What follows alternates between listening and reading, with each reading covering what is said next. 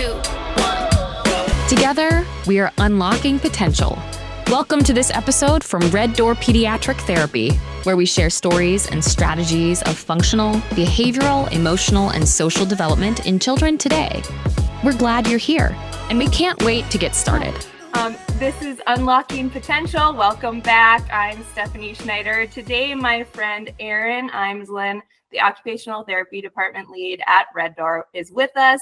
And Erin, welcome to our episode 3, season 2 podcast. Always great to be with you. Thank you. I'm excited to be here. Well, good. Erin, you're just an expert in your field, and you really shine in this pediatric arena. So let's dive right in and get started on our topic today, ADHD and occupational therapy. Let's just start. What is ADHD for those who aren't familiar? Yes, ADHD is a diagnosis that we commonly see in OT, and it stands for Attention Deficit Hyperactivity Disorder. There are 3 types with the new DSM-5 criteria. So there's inattentive type, hyperactive type, and combined. And they are what they say they are. If you have the inattentive type, you're inattentive. The hyperactive type comes with that hyperactivity, and the combined has both features. Typically what we see with ADHD is kids who struggle with attention. They have trouble focusing. They might be high energy, trouble sitting in a chair.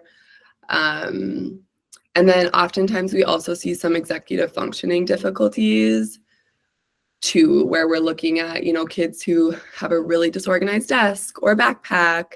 Okay. They lose their gloves every winter multiple times. Some little things like that also go along with this diagnosis. Yeah, I have 3 kids of my own, so I always think about them when we're talking about kids, obviously. And I think reminders, like some kids sort of do their routine pretty easily, and some kids you feel like you remind them for the same thing all the time, or maybe you got to remind them 10 times because they maybe get pulled away by some distraction or some other more interesting thing in their environment. Now, ADHD obviously is familiar. I guess I'm a little bit older. I remember the ADD term as well. Is that something that's still around, or is that a thing of the past? With the new DSM-5, ADD is no longer a diagnosis. It would still be honored if you received that diagnosis in the past. But now if you met criteria for ADD, it would fall under that ADHD inattentive type. Like okay. if that hyperactivity is not associated, it would just be that inattentive type. Okay, interesting. So let's connect ADHD with occupational therapy. I don't think occupational therapy is very well understood. I don't think people know right off the top of their head what occupational therapists do, whether they're working with kids or adults. We're obviously focusing on kids. And I mean, when I say kids, I mean like up to even 21. That's sort of what we consider pediatric at Red Door. So let's make that connection with OT and ADHD. Why OT for ADHD? We get a lot of people calling with concerns and signs and symptoms that you just described, but they don't maybe know ADHD is connected to those signs and symptoms. And then we also get families who call and say, I had a diagnosis of ADHD given to one of my children, and the doctor recommended occupational therapy. So why OT for ADHD? I think OTs are so used to nobody knowing what they do. It is when a new parent comes in, a new kid, it's my first question. They sit down and I say, are you familiar with what occupational therapy is? And they always say no. Unless they've had services before, they always say no. And if you have a good OT, they have their elevator speech of, this is what occupational therapy is. So occupational therapy, that occupation word really throws people off, but that just means activity, like anything you do. So we're working with kids to improve their independence with their everyday activities, brushing teeth, getting dressed, getting along with their siblings. Like, what do they really have to do from get up to go to bed?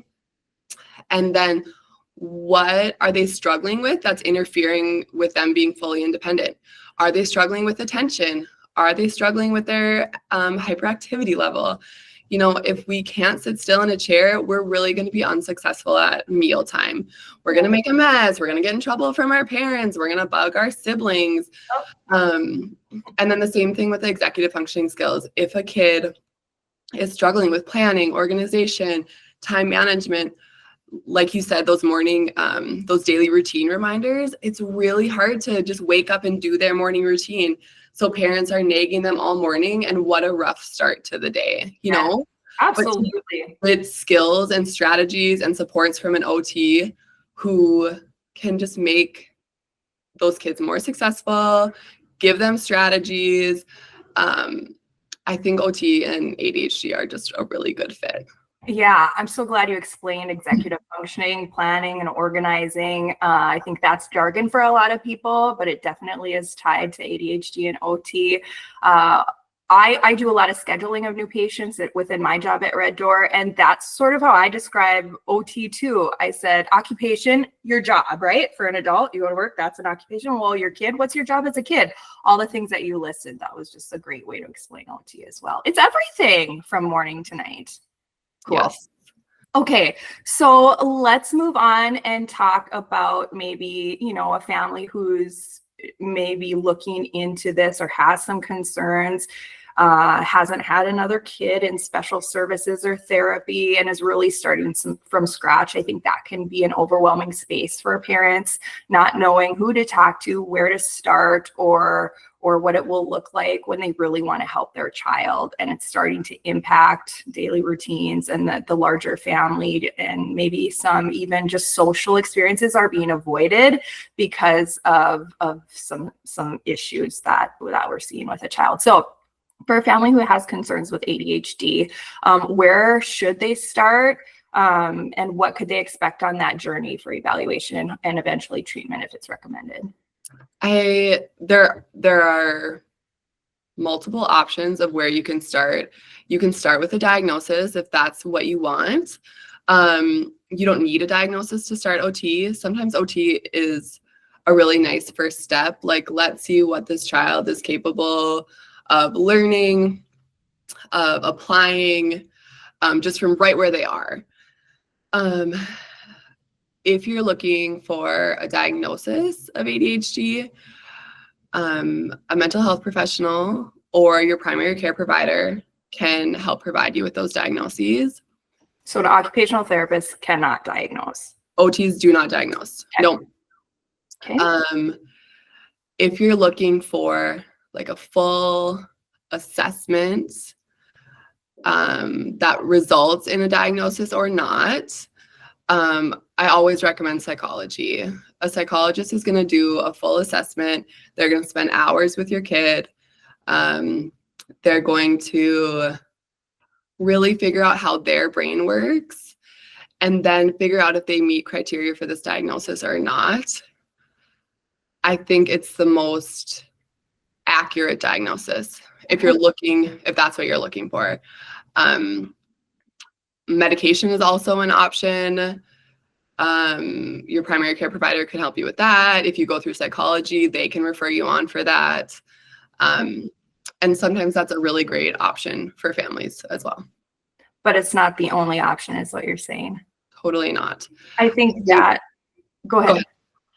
I think that's a relief for families. I've spoken to a lot of families too who maybe think that is the only option and have a lot of kind of personal struggles about concerns with putting their kid on medication long term, because this is a lifelong diagnosis that will carry throughout their life, and they worry about that. So I just hear the relief from them when they say, oh, there's something else that we can try first, or we can try this instead.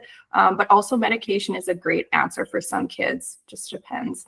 Yeah, I think what we find usually is like we can teach kids skills, we can teach them strategies, and then if there gets to that roadblock of like they can't apply it, like they can't slow their brain down enough to pull from those skills they've learned, to use the strategies that they know, that's, I think, when we find that getting medication on board is helpful, but it's always a family's decision and never has to be like the first option, the only option. But it definitely, I've seen it be helpful for plenty of kids. Okay, very cool. Okay, let's see. So this was my next question. Does a child need a diagnosis in order to get occupational therapy like this? You definitely answered that question. You don't need a diagnosis. It's really a personal decision for families. And I often talk about diagnoses as, is it a gateway to something that you're looking for, something that you or your child needs? If it's not, it's really not imperative or, mandatory to go through that testing before seeking services. So we really love to see kids as young as possible, or sooner rather than later, when those symptoms are first, showing up at home. It's never too early just to come in and, see it. Are things on track? Are there things that we can work on? Can you help in any way? I think it's really a relief when families connect with a therapist and get some really good advice, and get some really good strategies to try at home before making those bigger next steps if they're necessary. So that's awesome. Just personally, do you feel like a label is important? What's your opinion on that? ADHD or otherwise? Yeah, I think I like to talk to families about what their rationale is. Like you said, like what are you trying to gain from this? Sometimes if you're having some resistance in school for like getting supports that a child needs, like maybe they don't qualify for special education, but an ADHD diagnosis might help them get on a 504 plan. So sometimes that feels like a worthy cause to pursue testing or a diagnosis. Yeah. Describe 504 for us, because I don't know what that is. Yep. So for kids who don't qualify for special education, their test scores fall close enough to the average range.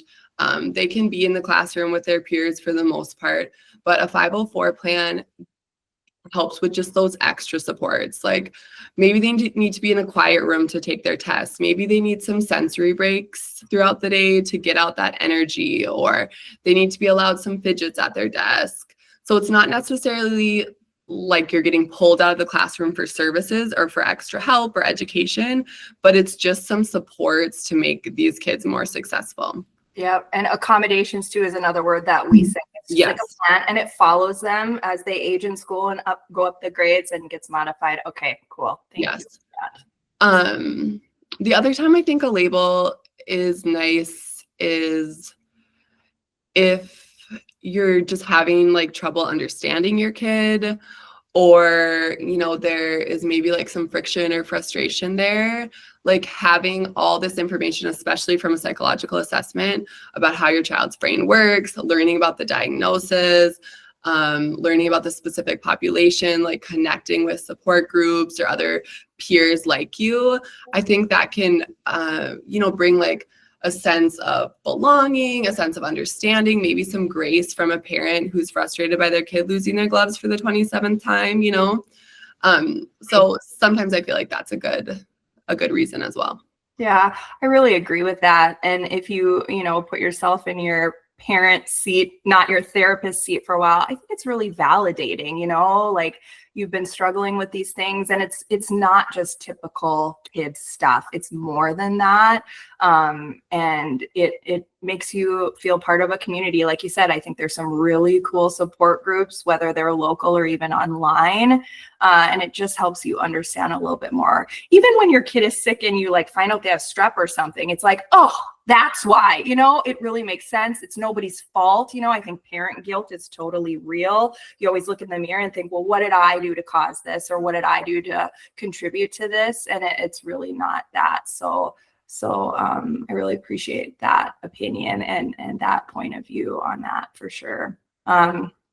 Okay, let's see. What else do I want to ask you while I've got you today?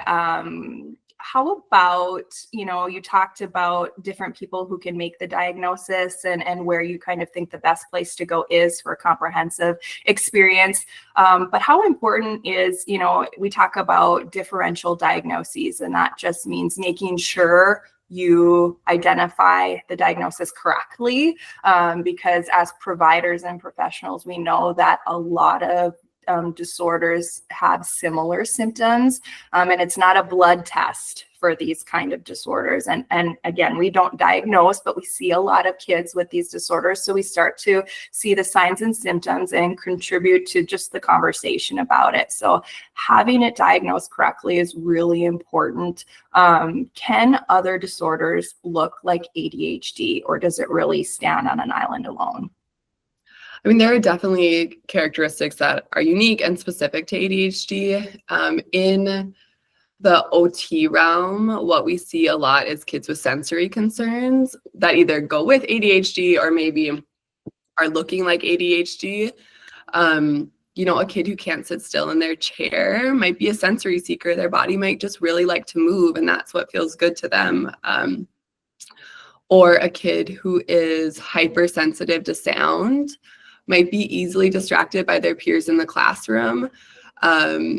So that's another way that OT fits in really well, because oftentimes kids with ADHD, we see that they have sensory concerns, or kids without ADHD, these sensory concerns might look like some of those attention or hyperactivity issues. Yeah, and you guys are the sensory experts. So you would be able to say, oh, I think there's something more, and maybe we need to refer you elsewhere for a diagnosis. Or if it's sensory, then you'd keep them and do all that fun therapy. Cool. Well, Erin, thank you so much for joining me today. This is a topic that affects a lot of people. I did look up today. It said 1 in about 10 children will be diagnosed with ADHD. That was from the CDC data from 2022. So you either have a child who has a diagnosis or know a child probably who has this diagnosis. So thank you for coming and speaking about it today. Hopefully you'll come back and see me another time. Yeah, thanks, Steph. Thanks. Thanks for unlocking potential with us, and a special thanks to our subscribers. Consider becoming one today. Unlocking Potential is a production of Red Door Pediatric Therapy, with clinics in Fargo, Bismarck, Grand Forks, Minot, and Beulah. Learn more and book your free screening at reddoorpediatric.com.